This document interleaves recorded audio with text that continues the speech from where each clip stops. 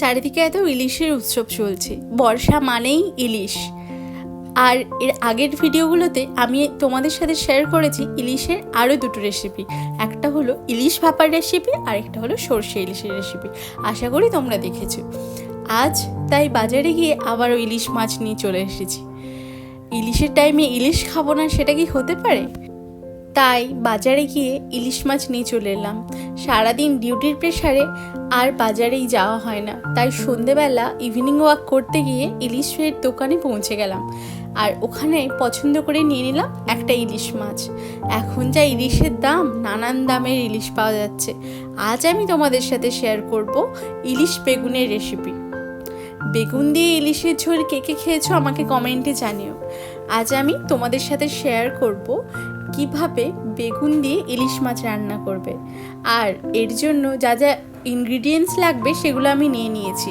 প্রথমে এখানে 2 পিস ইলিশ মাছ নিয়ে নিয়েছি আর একটা বড় সাইজের বেগুন কেটে নিয়েছি। তো প্রথমেই আমরা মাছটাকে ম্যারিনেট করে দেব নুন, হলুদ আর সামান্য সর্ষের তেল দিয়ে, যেটা ইলিশের যে কোনো রেসিপিতেই এভাবেই ম্যারিনেট করা হয়।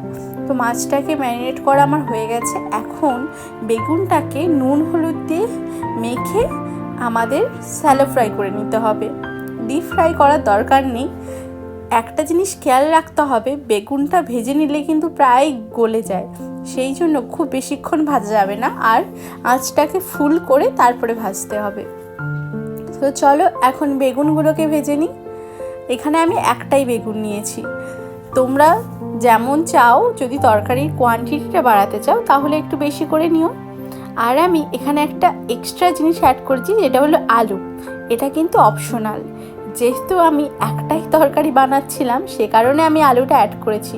তোমরা চাইলে আলুটা কিন্তু অ্যাড করতে পারো, আলুটা ভেজে নিলেই হবে বেগুনের মতো করে। আর তাছাড়া এমনি ইলিশ দিয়ে বেগুনের ঝোল হলে সেখানে আলুটা দেওয়া হয় না। আমি এখানে এক্সট্রা আলুটা ব্যবহার করেছি। আমার হাজব্যান্ডের আলু খুবই প্রিয়, সেই কারণে তোমরা চাইলেও ব্যবহার করতে পারো, এটা খুবই ভালো লাগে। তো চলো, বেগুনটা ভাজা হয়ে গেছে, এখন আমি বেগুনটাকে নামিয়ে নেব। আর ওই তেলে আলুটা নুন হলুদ দিয়ে মেখে ভেজে নিচ্ছি।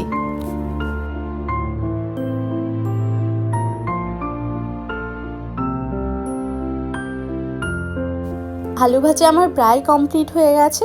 এরপরে সেই আলু ভাজার তেলেই আমি এখানে দিয়ে দেব 1 চামচ মতো কালো জিরে, তারপরে দিয়ে দেব 2টো কাঁচা লঙ্কা। এরপর কালো জিরে আর কাঁচা লঙ্কাটাকে আমাদের ভালো করে একটু ভেজে নিতে হবে। গ্যাসের ফ্লেমটা কিন্তু লোতে রাখবে, না হলে পুড়ে যাওয়ার চান্স থাকবে। এরপরে একটা বাটিতে আমি 3টে মশলা দিয়ে মিক্স করে নিচ্ছি, নুন, হলুদ আর 1 চামচ মতো জিরে গুঁড়ো। এটাকে আমরা মিক্স করে নিচ্ছি, কারণ আমরা যদি এই মশলাটাকে তেলের মধ্যে দিই তাহলে কিন্তু পুড়ে যাওয়ার চান্স থাকবে। যদি আমরা আগে জল মিক্স করে এটাকে তারপরে অ্যাড করি কড়াইতে, তাহলে কিন্তু পুড়বে না। চলো, এখন মশলাটা প্রিপেয়ার হয়ে গেছে, আমরা কড়াইতে এই মশলাটা দিয়ে দেব। এখানে খুব বেশি কিন্তু আদা রসুন কিছুই লাগে না, শুধু নুন, হলুদ, কালো জিরে আর কাঁচা লঙ্কা, তাতেই এত ভালো টেস্ট হয় কি আর বলবো। একবার তোমরা অবশ্যই বাড়িতে কিন্তু বানিও।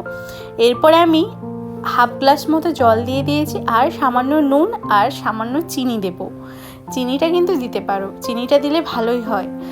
যেহেতু দেখবে আমরা বেগুন ভাজা করলেও তাতে চিনিটা অ্যাড করি না, এখানেও তোমরা হালকা চিনিটা দিতে পারো মশলাটাকে ব্যালেন্স করার জন্য। ঝোলটা ফুটে উঠলেই আমরা যে মাছটাকে ম্যারিনেট করে রেখেছিলাম সেই মাছটা এখানে অ্যাড করে দেব, আর তার সাথে বেগুন আর আলুটা ভেজে রেখেছিলাম সেটাও দিয়ে দেব। এখানে তোমরা বলতে পারো যে 2 পিস মাছে এত কেন আলু বেগুন দিয়েছি, আসলে তরকারির কোয়ান্টিটিটা বাড়ানোর জন্যই আমি এটা দিয়েছি। এরপরে কিছুক্ষণ 5 মিনিট মতো আমাদের ঢাকা দিয়ে রাখতে হবে। আর ঢাকা দেওয়ার আগে 2টো কাঁচা লঙ্কা এখানে দিয়ে দেব। কাঁচা লঙ্কার একটা আলাদাই ফ্লেভার থাকে, যেটা তরকারিতে খুব ভালো লাগে। 5 মিনিট পর ঢাকনা খুললেই একবার চেক করে নিতে হবে আলু আর বেগুনটা গলেছে কিনা।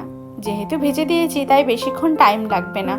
আর মাছটা উল্টানোর সময় একটু সাবধানে, এত নরম তো ভেঙে যাওয়ার চান্স থাকবে, বেশি নাড়ানাড়ি না করাই ভালো। তো দেখো, আমাদের এখানে বেগুন ইলিশ রেডি হয়ে গেছে।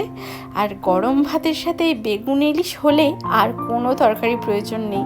তাই আজকের আমাদের দুপুরের মেনুতে ছিল ইলিশ দিয়ে বেগুনের ঝোল, আর তার সাথে গরম ভাত, দেখো দেখেই কত টেস্টি লাগছে না? খেতেও কিন্তু অসাধারণ হয়েছিল। তোমরা একবার বাড়িতে অবশ্যই ট্রাই করো, আর রেসিপিটা কেমন লাগলো আমাকে কিন্তু কমেন্টে জানাতে ভুলো না। আমার চ্যানেলে নতুন হলে চ্যানেলটাকে সাবস্ক্রাইব করার অনুরোধ রইল। সবাই খুব ভালো থেকো, দেখা হচ্ছে আবার নতুন কোনো ভিডিওতে। সবাই ভালো থেকো, সুস্থ থেকো, আর সবাইকে ভালো রেখো। আজ তাহলে আসি, দেখা হচ্ছে পরের নতুন কোনো ভিডিওতে।